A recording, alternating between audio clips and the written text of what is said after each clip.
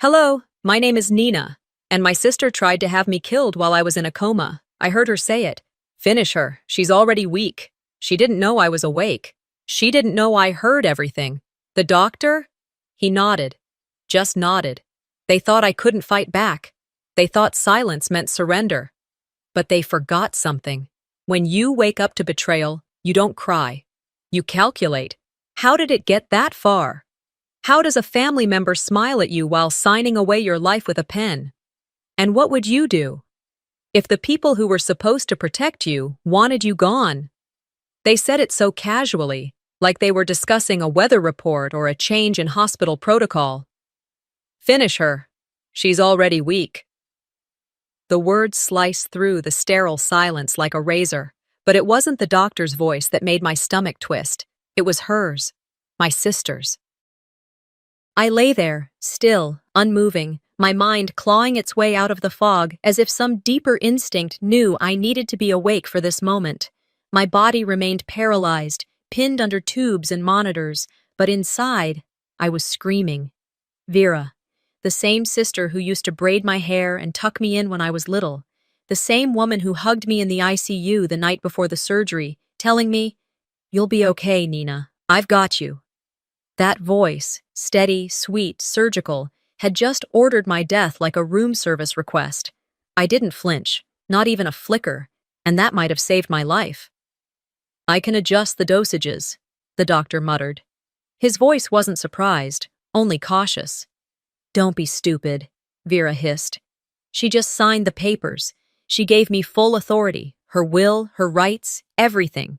If she slips now, no one questions it, no lawsuits, no mistakes." "Slips," she said, like I was a puddle on a hospital floor.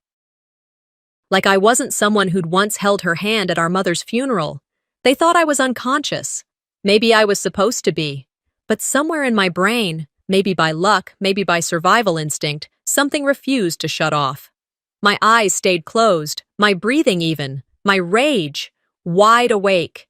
It was the kind of moment people imagine only happens in movies. But there was nothing cinematic about hearing your own sister plot to end your life with a man who took an oath to protect it. There was only the dull beep of the heart monitor and the heavy realization that if I reacted, even slightly, they'd finish what they'd started. So I lay still. I became stone. And I listened. Vera's heels clicked out of the room like nothing had happened, like she didn't just mark me for death. The doctor lingered. He checked my IV, stared at my face a moment too long. I kept my expression blank, like a wax doll. His fingers hovered over the machine. Then he left. As the door clicked shut, I wanted to scream, to sit up, to tear the wires from my skin and run. But I couldn't. Not yet. Not without a plan. My body was still too weak, and I had no allies, just silence. And silence, I knew, could be a powerful thing if used right, so I let them believe I was as helpless as they wanted me to be. The next time Vera came in, she was carrying tulips, white ones, like something you'd place on a grave. Her perfume arrived first, faint rose and something sharper, more artificial. Her voice followed. "Oh, Nina," she cooed, "you gave us quite a scare." She brushed my hair back with fingers that used to feel like comfort. Now they felt like poison. A nurse popped her head in, smiling at the sight. "Your sister's been here all night," the nurse said to me, though I wasn't responding. "She's amazing." Vera gave a modest nod, placing the flowers beside my bed. She leaned close, whispering against my temple. "You're going to rest now, right? No more surprises." My stomach turned, but I didn't react. That was the only power I had left in that moment. My stillness. As she sat beside me, humming a lullaby from our childhood, my mind started sorting through details like puzzle pieces, her access to my medical records, the power of attorney form I'd supposedly signed, the way the doctor didn't hesitate. This wasn't a spontaneous betrayal. This was a plan, and I'd walked right into it. I tried to remember when things shifted. Was it when Dad passed and named me executor of his estate? Or when I told her I'd be moving back to Asheville to care for Mom? Vera had always been the golden child, charming, capable, public. I was the quiet one, the sensitive sister. easy to ignore, easier to erase. That night, with the hospital humming around me, I made a choice.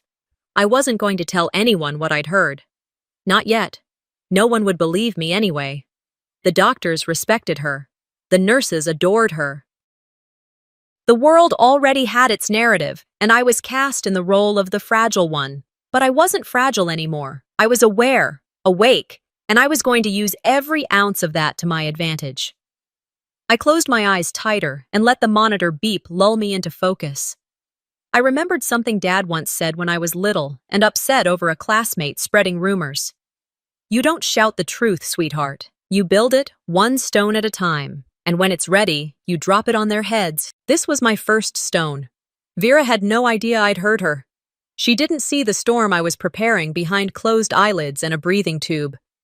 As the hours passed, the light changed through the window. Nurses came and went. Vera reappeared occasionally, always with the right expression, the right words, the perfect lies. But she never once looked afraid. She thought she'd won. She was wrong. The silence she mistook for weakness. It was my strategy. I began memorizing everything. The way she tilted her head when she spoke to staff, how she avoided my eyes too long, the inflection in her voice when she called me sweetheart. All of it went into the vault I was building behind my silence. I didn't cry. I didn't panic. I waited. Because survival wasn't about strength. It was about knowing when to stay still and when to strike. And when I finally opened my eyes, it wouldn't be to say, thank you.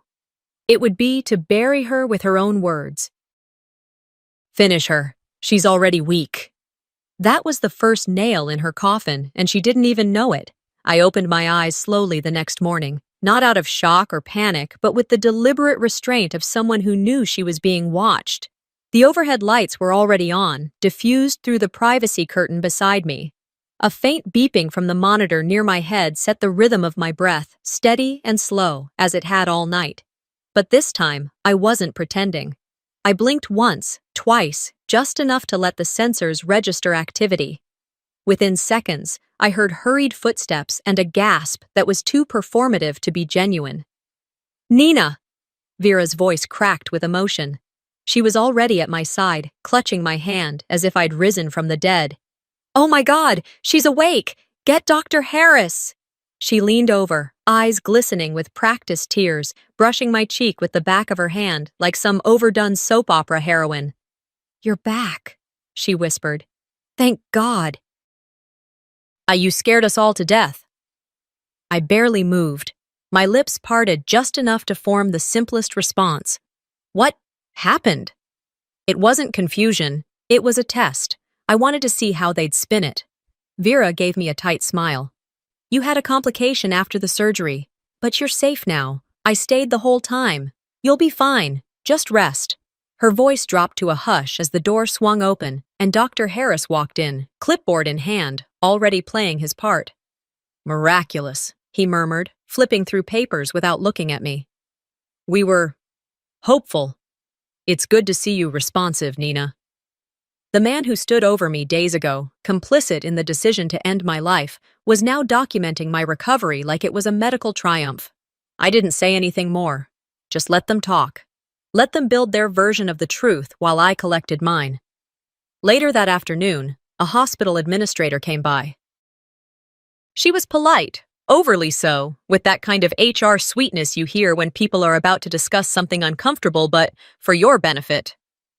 I just need to verify a few things with you, she began, setting a folder on the rolling table beside my bed. You signed these a few weeks ago, right? I frowned, pretending to squint. I don't remember. Advanced directives, health proxy, temporary estate reassignment forms, standard things.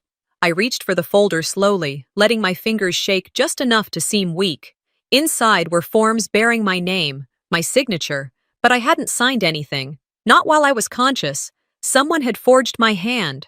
There was a DNR order with a date from the second day of my coma, a transfer of estate control to Vera for the duration of medical incapacity. Even a note that I'd waived the right to independent counsel due to mental distress. Mental distress. I nodded slowly, closed the folder, and thanked her. She looked relieved, mistaking my silence for agreement. She walked away thinking she'd done her job. What she'd really done was hand me proof. That night, Vera returned with a stuffed bear, the same kind she gave me when I was 7 and cried after breaking my arm. The gesture was perfectly timed, sweet and subtle, an object meant to soothe and manipulate. "I know how overwhelming this must be," she said, sitting beside me. "The nurses said you've been quiet. That's okay. You don't need to push yourself." She reached up to adjust my pillow like a loving sister, but I caught her watching me out of the corner of her eye. Not with concern, she was gauging whether I'd ask questions, whether I'd remember. "I'm fine," I said softly. "Just tired." "Of course." She smiled, brushing hair from my face. "That's to be expected. You've always been sensitive. Remember college, when you dropped that class because the professor raised his voice?" I remembered the professor. He'd screamed at another student, not me, but the narrative Vera wove didn't need to be accurate, just believable. Later, I overheard a nurse in the hallway whisper, "Chart says history of emotional episodes. Makes sense, right?" There it was, the slow, careful rewrite of my identity. The myth of fragility, strategically placed into my medical file like a viral seed meant to bloom into discredit. I closed my eyes and recalled the last time I saw a therapist, years ago, after Mom passed. It had been one session, a short, honest conversation about grief. Nothing unstable. But Vera must have remembered that too, just twisted it to fit her story. Now, I was being treated like glass. Nurses spoke to me in soft, measured tones. Doctors hesitated before asking questions, like they were afraid I'd shatter. Every glance carried a silent question. Is she okay? Is she unstable? I smiled when I needed to, said thank you when appropriate. But inside, I was storing every word, every glance, every fake smile. The bear Vera gave me sat on the chair near the window. I stared at it for a long time that evening. It looked innocent, familiar, but so did she. Later that night, I asked a nurse casually, "Could I see my mail? Or who's listed as my insurance contact?" She gave me an apologetic smile. "I'm sorry, Ms. Selwyn took care of all that while you were out. She's still listed as your primary contact." That was it. That was the answer I needed. I nodded, thanked her, and waited for the room to grow dark. When the shift changed, I asked to speak to the hospital's patient advocate privately. She never came. The next day, I asked again. Same result. By the third day, I stopped asking. Instead, I requested a copy of my records. A nurse gave me a dismissive look, but eventually complied. She handed over a stack of paperwork that felt heavier than it looked. Buried within, I found it, the same forged signature from the folder the administrator showed me. My name written with that slightly too perfect loop. Vera always did practice her cursive better than me. I stared at the signature for a long time, then slid it into the drawer beside my bed. If she wanted to erase me, she should have used permanent ink. Instead, she gave me something to hold on to. That night, I sat in silence, the bear resting on my lap, the signature folded in my hand. "You wrote me off," I whispered, my voice barely audible. But I just picked up the pen. When I watched the little red light blink from the stuffed bear's eye that night, it wasn't just relief. It was validation. The lie was recorded. The act was caught. Vera had walked straight into my trap, and for the first time since I woke up, I felt like I'd taken something back. The next morning was quiet. Too quiet. The kind that makes your skin itch because you know something's coming. I didn't push the call button. I didn't ask for extra water or fuss with the tray of untouched breakfast. I waited, and at 9:12 a.m., like clockwork, she walked in. She wore beige that day, probably thinking it softened her, made her look warm and reasonable. The folder in her hand, though, that told me otherwise.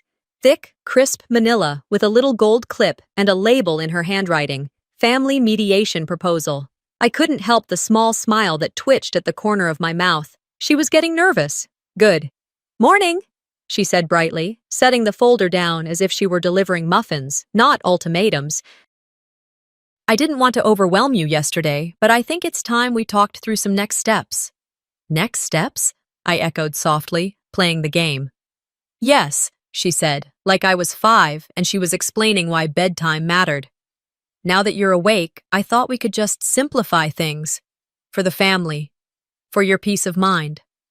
She opened the folder and slid a few pages out, spreading them on the tray beside me. There's no pressure, but if you feel comfortable signing, it just helps clarify things. You'd be stepping back from anything legal, just letting the estate stuff pass through me. And there's a short statement. Just saying everything during your coma was a misunderstanding. She tilted her head like she was offering a gift. No one's looking for drama, Nina. This just keeps things easy. I nodded slowly. Give me a day to think. Her eyes lit up like I'd handed her the keys to the kingdom. Of course. Take your time. It's all up to you. After she left, I stared at the folder. Then I turned on my recorder and whispered, Day 1. She thinks I'm still soft. That night, I slid the recorder into the pocket of my hospital gown and asked the nurse if I could have a few minutes with my sister. No visitors, no interruptions, just sisterly time. Vera showed up before the request even made it across the floor. She looked suspicious, but her smile didn't falter. You wanted to talk? I did, I replied, voice barely above a murmur. About Dad. That was her weak spot. Our father. The man who had seen through her, even when he didn't always call her out on it. She sat down cautiously, and the second her fingers touched the railing of my bed, the recorder picked it up. You know he left everything to me because he didn't trust you, she said suddenly, her voice like steel under velvet. You were never the strong one, Nina. You were the one we all had to cover for. She leaned in a little closer. You think they'll believe your word over mine? You can barely sit up. I didn't flinch. I didn't respond. I just let her talk, and she did.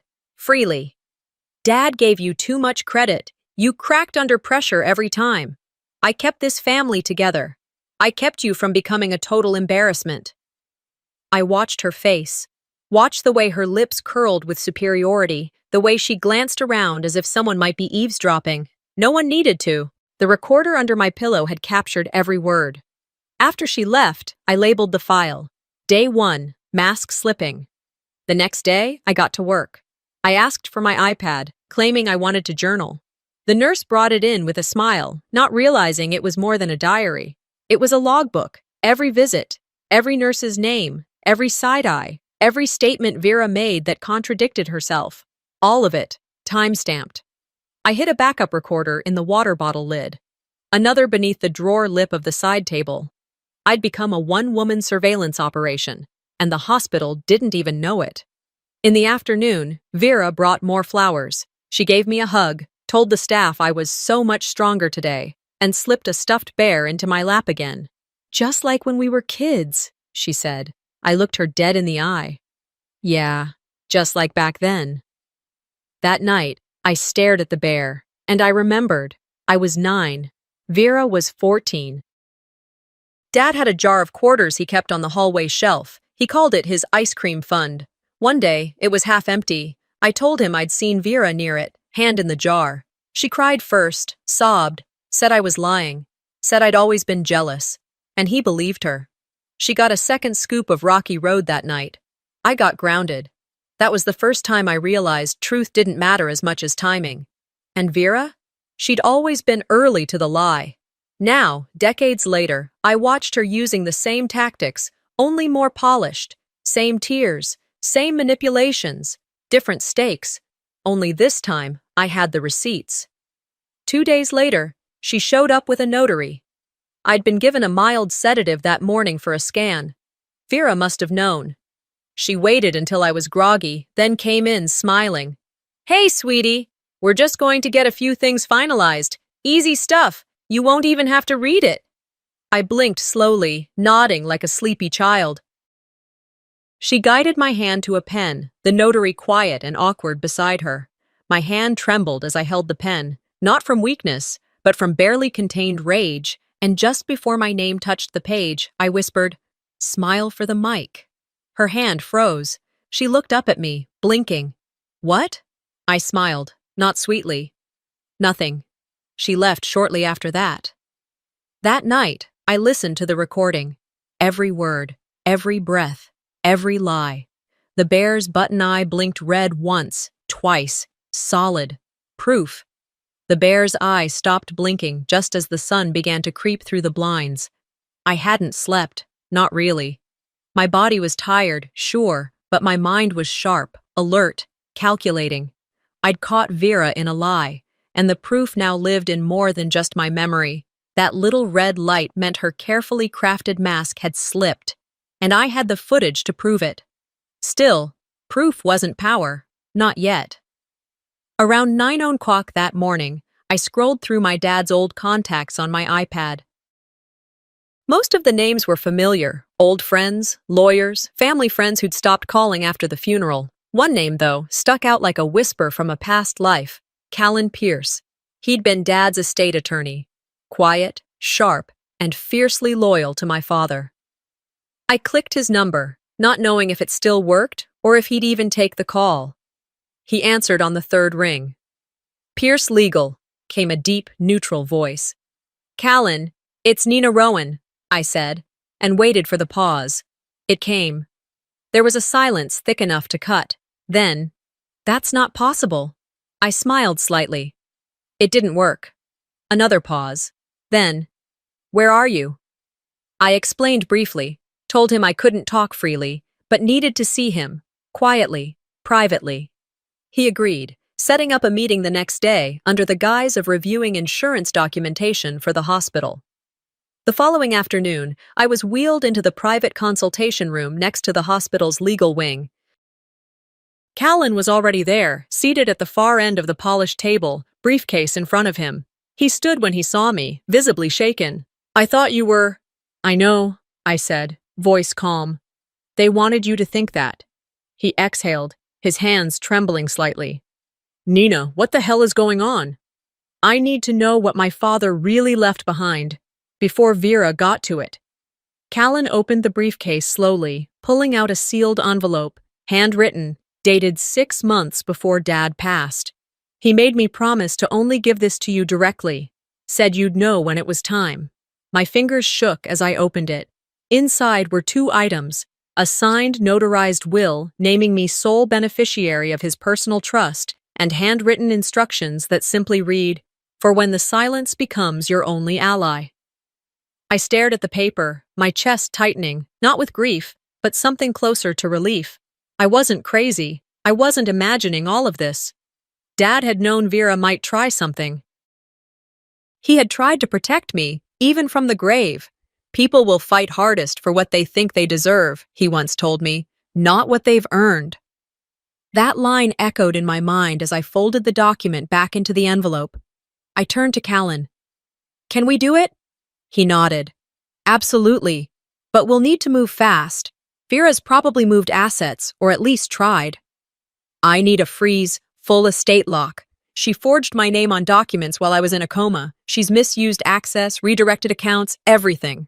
"I'll start it today," he said, already reaching for his phone. "Trust me, this isn't my first family betrayal rodeo." By the time I was wheeled back to my room, I had something Vera never expected me to have: leverage.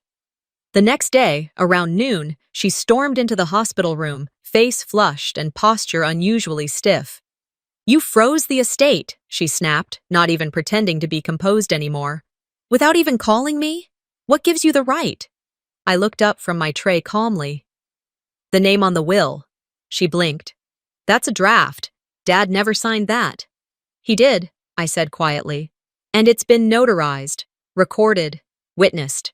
She stepped closer, voice dropping to that hissing tone she used as a teenager when she didn't get her way.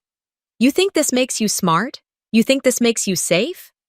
"For the first time in weeks," I replied. "Yes, I do." She scoffed. "They're going to laugh at you in court. You're unstable, Nina. You can barely get through a conversation without flinching." "That's funny," I said, reaching under my blanket and pulling out my iPad. "Because you seem to have no problem talking when you think no one's recording." Her jaw twitched. "You wouldn't dare." I didn't say anything. I didn't have to. 2 days later, she tried a different approach. She called for a family dinner in the hospital's rehab garden, told the staff it was about rebuilding trust, Even brought chicken salad sandwiches from the deli we used to go to after church. We sat on the patio under string lights while she poured iced tea and made small talk about Mom's old hydrangeas. Anyone watching would have seen two sisters healing old wounds. But under the table, I had my recorder going again. "You're being unreasonable," Vera said softly between bites. "This doesn't have to be a war. I'm just trying to protect what's best for the family." "And you think that's you?" I asked. "I've been holding this family together for years. You think people really want you in charge?" I stared at her for a long moment. "No. I think they just don't know the truth yet."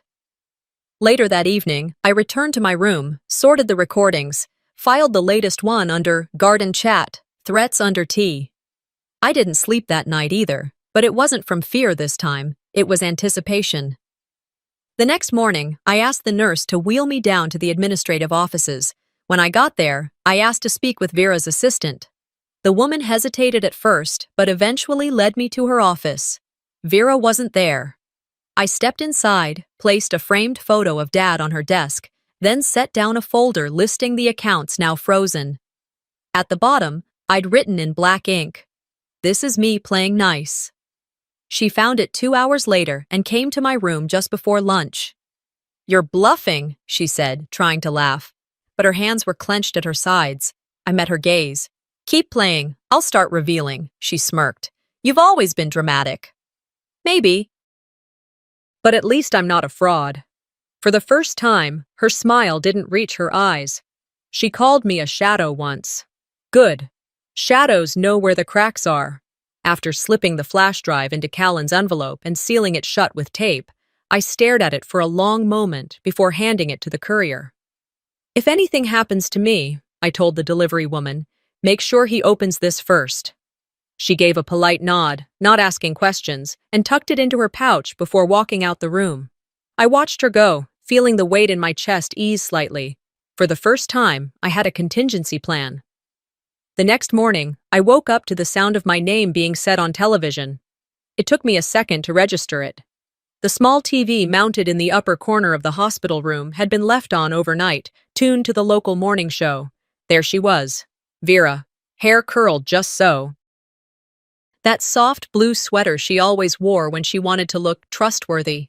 Even her makeup was warmer, like she was trying to look motherly.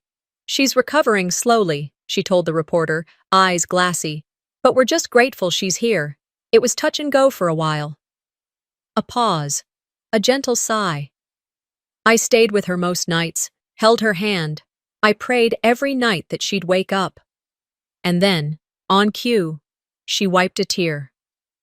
"God heard me," she whispered. I sat there, fists clenched under the sheets. The nurse walked in a few minutes later to check my vitals and glanced up at the screen. "Your sister's something else," she said with admiration. "A real rock. I don't know how she does it all."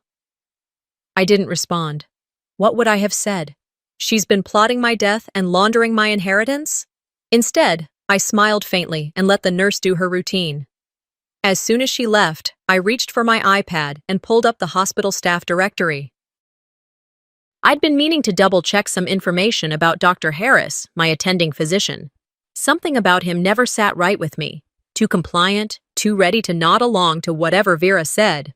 I found his bio, scanned through the education section, and stopped at the line that read, University of North Carolina, class of 2001. Same as Vera. A quick social media search confirmed it. They were college roommates, shared trips, vacations, a couple of blurry photos at a beach house, drinks in hand, arms around each other. So that was it.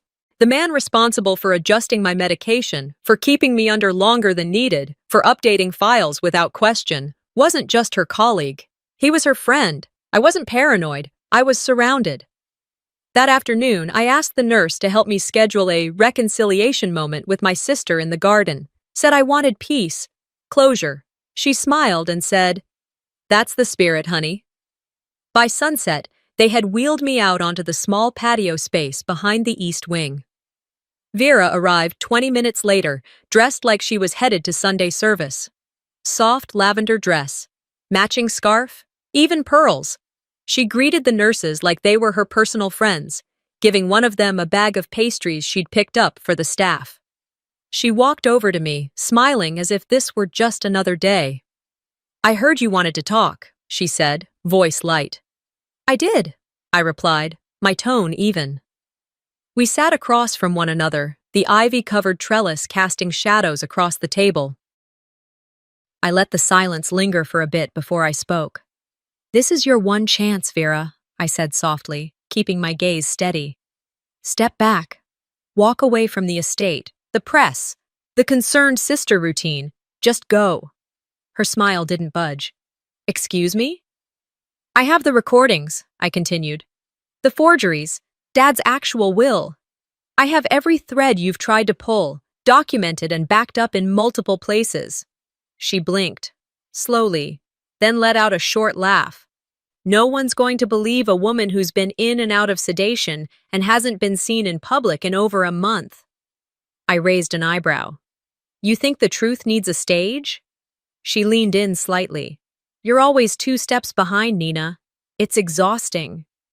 "And yet you're the one sweating," I said, pointing to the beads glistening on her temple. Her smile faltered for half a second. "You really think you're going to take everything Dad left behind?" she hissed, no longer pretending. "You couldn't manage a checkbook in college. You cried when your cat died. You are not equipped for real life." I sat back, folding my hands calmly. "You've spent your whole life silencing me, but now, I'm the story you can't edit."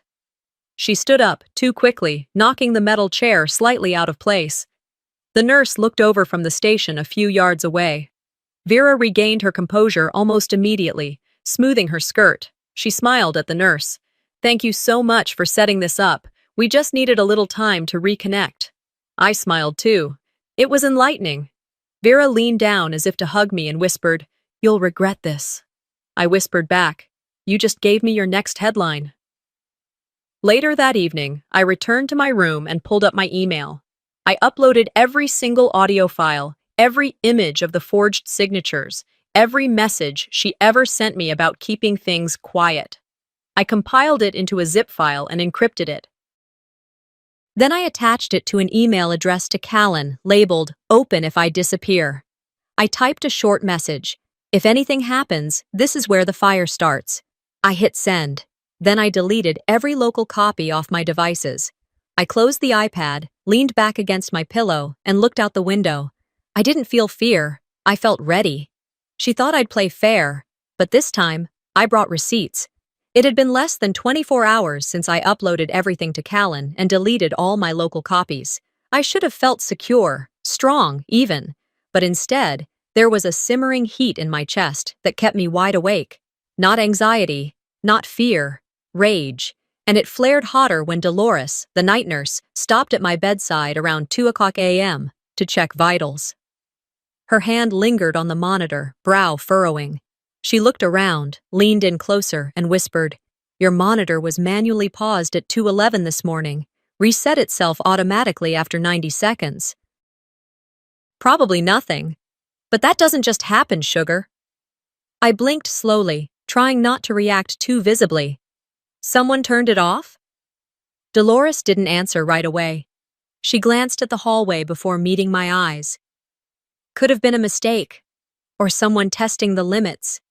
She patted my arm. "But you didn't hear that from me." She walked away like nothing had happened.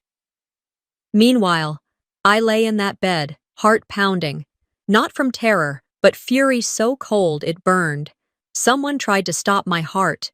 And if it weren't for a system reset, I might have never known. I waited until the hallway quieted, then sat up slowly, my body still aching, but my focus sharpened. I reached for my tablet, opened the medical records portal I'd hacked into days earlier, and started digging. Vitals, medication, order logs. Buried within it was exactly what I feared. A prescription for Zeltraxin. Not common, not for coma patients, not approved for neurological recovery. It was a sedative used primarily in psychiatric care, something that dulled awareness and slowed brain function just enough to keep a patient compliant. It had been ordered 3 times, all under Dr. Harris's login. My fingers hovered over the screen as I processed the betrayal. He knew what this was.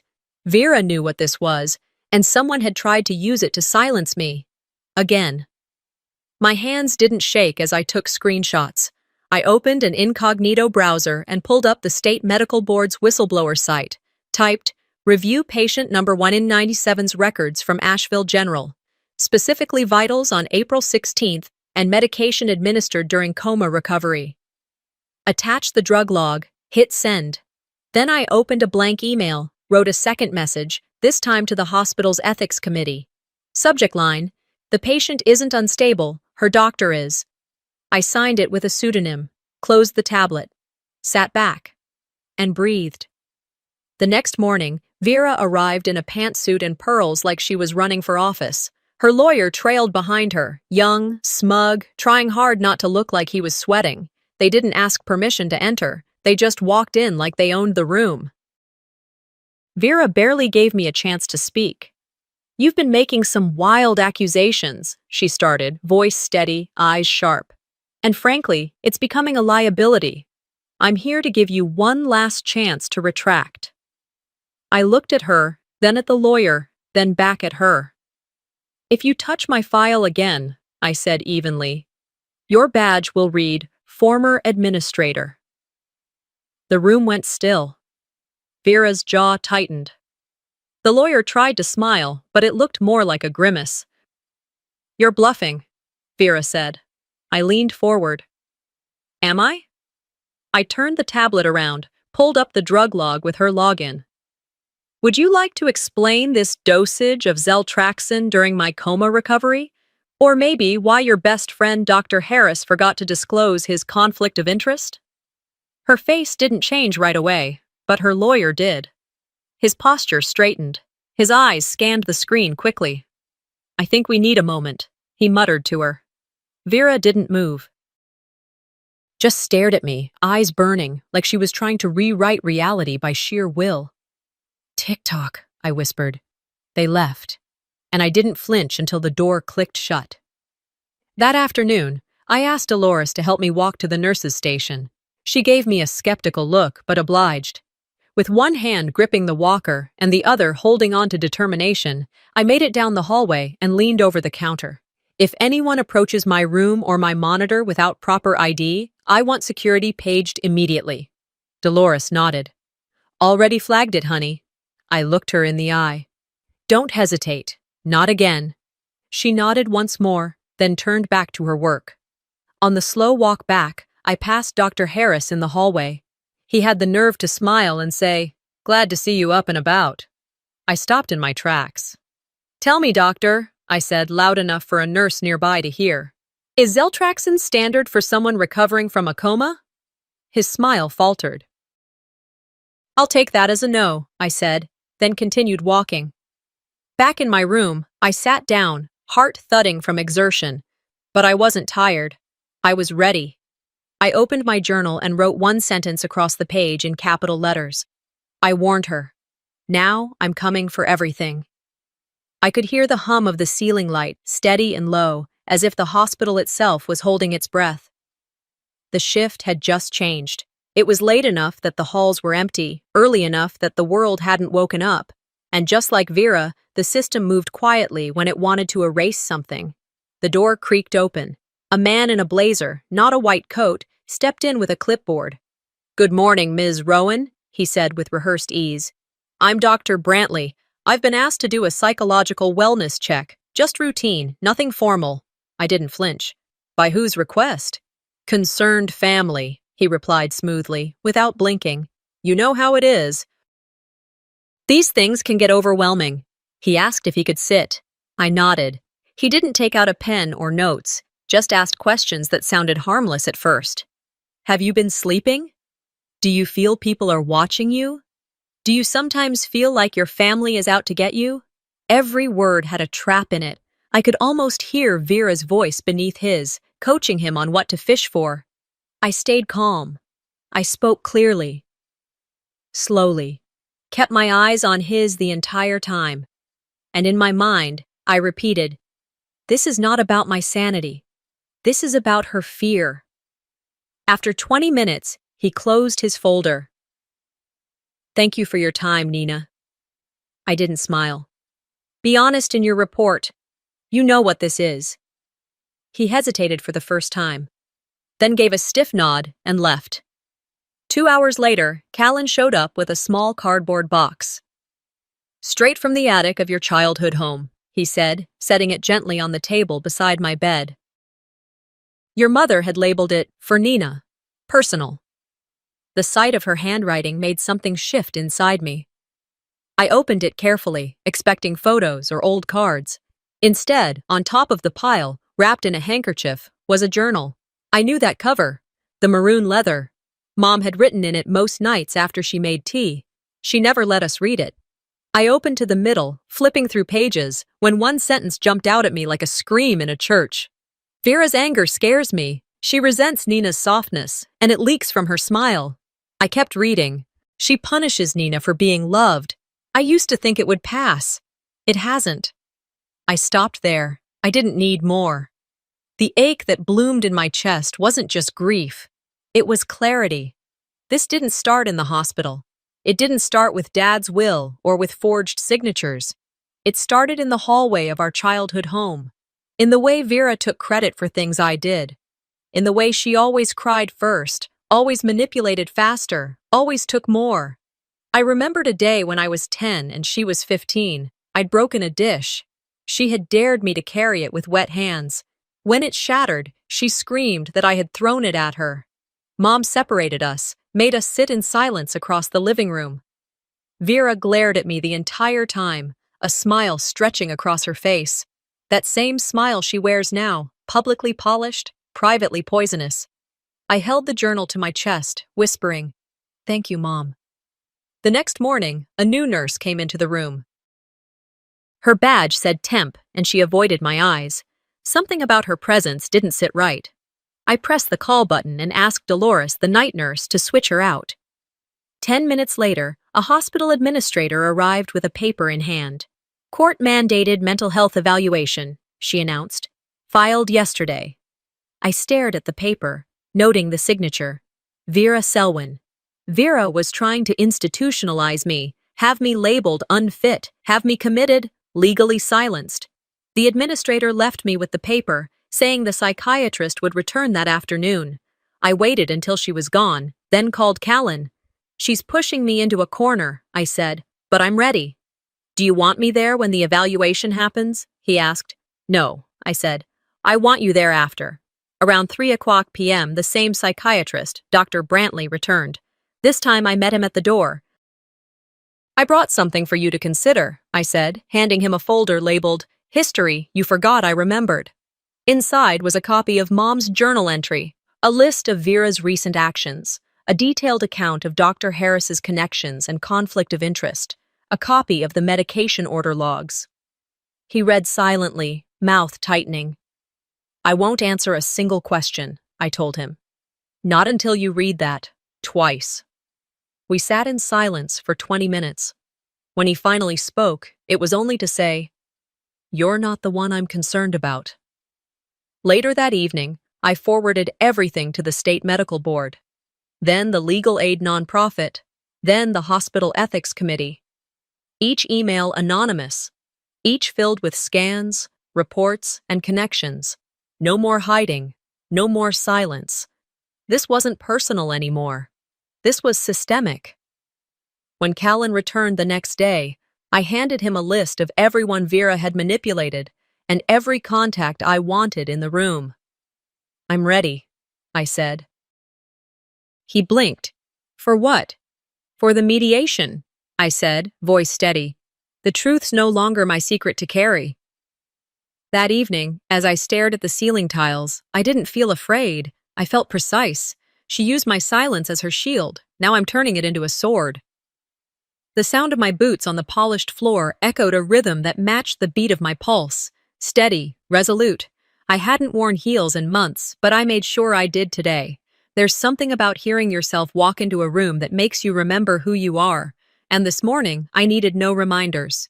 We met in a neutral conference room inside Callan's office downtown. The kind of place with too clean carpet and furniture designed to make you feel civilized, no matter how messy things were about to get. Callan sat to my left, folders neatly stacked in front of him, the manila one on top labeled in black ink. Unsealed Truths. My name was printed underneath it in small caps. He didn't look nervous, just focused. Across the table, Vera adjusted her blazer like she was preparing for a press release. Her pearl earrings caught the light, and her lipstick was a little too perfect, like she'd applied it 10 times before leaving the house. Next to her, her lawyer tapped on his tablet, avoiding eye contact. 2 extended family members were present, Dad's cousin Miriam and Uncle Ross. They weren't there to take sides. They were there because I requested witnesses who knew both of us, people who'd remember the little girls we used to be. Vera leaned forward, folding her hands delicately over the table. "Nina," she began, voice smooth as polished glass, "whatever misunderstanding has happened, I want you to know I forgive you. Truly. Let's put this behind us." Callan opened the top folder, tapped the label gently, then looked at me. I met Vera's eyes. "Let's begin where this really started." She blinked. "Excuse me?" I reached inside the folder and took out the small, slim recorder, clicked play. Her voice filled the room. "You should have just stayed asleep, Nina. We were doing fine without you." The silence that followed was brutal. You could hear the blood rush in people's ears. Miriam shifted uncomfortably. Uncle Ross leaned back in his chair, arms crossed tightly over his chest. Vera's smile cracked for the first time in months. "I don't recall," she started, but Callan raised a hand. "Let her finish," he said flatly. I didn't speak. I just pressed another button. "I'm the only reason this family hasn't fallen apart," her voice continued. "Dad trusted me because you were too fragile to manage anything. I had no choice." The room remained frozen. I could see the flicker of realization in their eyes, the way Miriam turned slightly toward me, the way Ross no longer looked at Vera at all. When the audio stopped, I clicked it off, slid the device across the table, and began setting down copies of documentation. "Here is the original will," I said, signed and notarized, leaving me full control of Dad's trust. A second folder. "Here is the prescription log from the hospital, showing sedatives ordered during my coma, medications not standard for neurological recovery." A third folder. "Here's a statement from the nurse who caught the monitor being shut off at 2:11 a.m. And finally, I opened the last folder. "This," I said, laying out several pages, "is a scanned copy of Mom's journal. The pages where she documents Vera's behavior going back to when we were children." Vera didn't speak, but her hands clenched so tightly her knuckles turned white.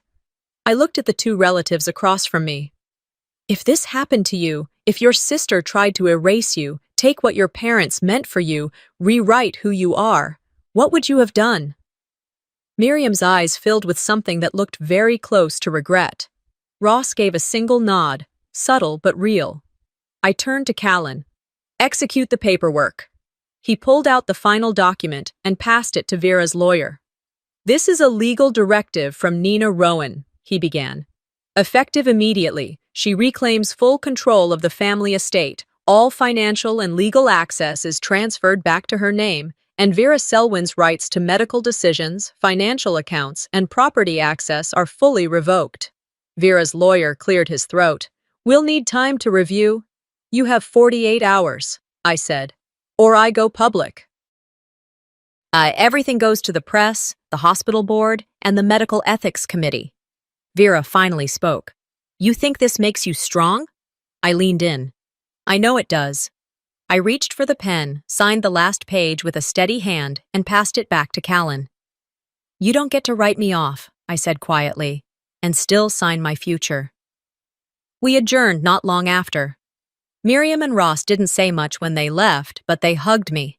The kind of hug you get from people who didn't realize how long you'd been drowning. Vera lingered. As I gathered my things, she approached me. "Can we talk?" she asked, her voice softer now. "Just us?" I looked up at her, really looked at her, for the first time in weeks. She was still beautiful, still polished, but something in her face had cracked, not her makeup, her certainty. The quiet, cold confidence that she always wore like armor had split just enough to show panic underneath. I slung my bag over my shoulder and shook my head. You've already said enough. I walked out before she could respond, the door clicking shut behind me. I didn't need her to fall apart. I just needed her to stop pretending I didn't matter. The courtroom buzzed just enough to remind me why I didn't step inside. I stood across the street, behind the tinted windows of Callan's parked SUV, watching people file in and out of the county courthouse. Vera's civil hearing had just wrapped. It was a non-event. Dismissed, no charges filed, no public trial. Just paperwork folded into other paperwork. Reporters stood outside anyway, holding empty notepads and microphones that picked up nothing worth airing. A few murmured to each other, looking at their phones. One glanced toward the sidewalk where I stood. But none of them recognized me. Good. I didn't need a judge to say Vera was guilty. She did that herself the moment she looked away from me, when she chose image over blood, reputation over truth. As the crowd outside the courthouse began to thin, I exhaled slowly, nodded at Callan in the driver's seat, and leaned back. Home? He asked. Please. The drive to my little bookstore took less than 20 minutes. I watched as the bustle of the city gave way to trees and sidewalks that knew me better than I knew myself. Asheville had its flaws, but it had always cradled its secrets well. Mine were now shelved, documented, buried only in the sense that they no longer needed to be carried. A month after the mediation, I withdrew half of what was left in my father's estate and started the Unheard No More Foundation. Not because I wanted to be seen as a survivor, but because I knew there were other women, like me, who had been talked over, written off, labeled too sensitive while their lives were quietly dismantled.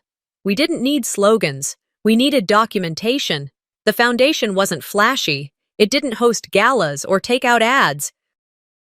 It helped women file anonymous legal statements, provided emotional coaching for depositions, connected survivors of financial, legal, and familial abuse with quiet, powerful resources.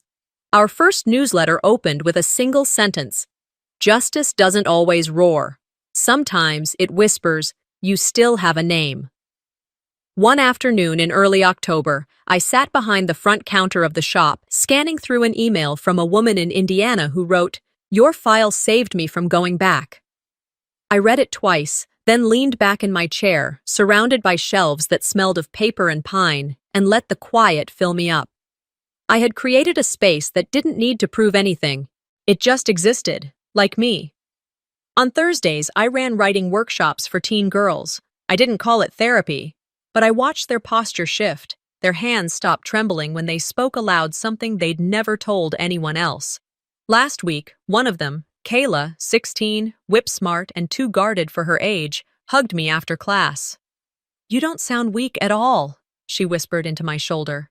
I smiled. "I'm not." I no longer replayed the worst days. I didn't check my rearview mirror when I walked home. But I did stop once, in late November, at a grocery store in a town 1 hour north. I hadn't planned to. I was driving back from a foundation event and needed water and Tylenol. I saw her in the frozen foods aisle, hair tied back, plain sweatshirt. She was alone, scanning coupons with a small basket at her side. No entourage, no designer bag. Vera. She hadn't seen me. I watched for a moment, long enough to register the smallness of her world now. She reached for a discount meal, looked at the price again, and put it back. I turned and walked away. No words, no standoff. She didn't deserve my confrontation. She already lived in the sentence she'd carved for herself. A week later, I walked through the hospital's east wing. They'd finished renovations. New tiles. New lights. Everything looked brighter. But I still knew which room had once been mine. Room 114C. The door was open, empty now. I stepped inside slowly, sat on the chair beside the bed, same model, just newer upholstery. The same spot Vera once sat, whispering for a doctor to finish me. I touched the window glass, not to trace memories, but to prove to myself I'd outlived them. "I remember everything," I said aloud. And I lived. The moment was quiet. But this time, silence didn't feel like submission. It felt like closure. I stood, straightened my coat, and walked out. A breeze caught the edge of my sleeve as I stepped outside into the crisp air. And the sun was soft against the side of my face. I didn't survive because I stayed quiet. I survived because I listened, then chose when to speak. Sometimes the people who claim to love us the most are the very ones who cause the deepest wounds.